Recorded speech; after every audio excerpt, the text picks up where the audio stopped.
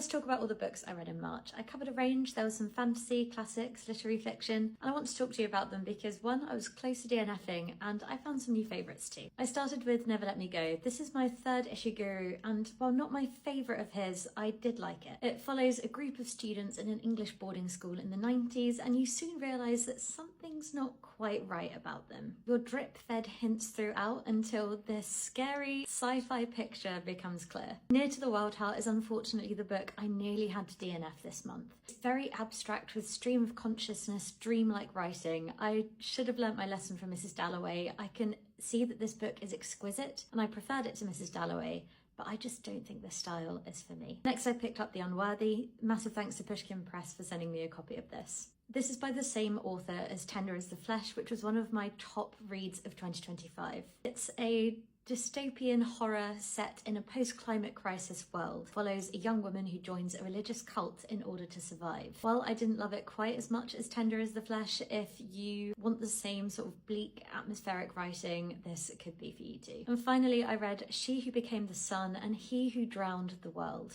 In many ways this felt very similar to the Poppy War trilogy by R.F. Kuang. You follow a very unlikable and powerful female lead. The premise follows a young woman who assumes her brother's identity after his death, determined to fulfill a destiny that was never meant to be hers. The first book was excellent, I absolutely flew through it, but I struggled a little bit in the middle of the second. I found it lacked a bit of tension that I was after, but the ending brought it together in such a satisfying way. I think it's a really good completed duology overall. Please let me know what was your best read from March.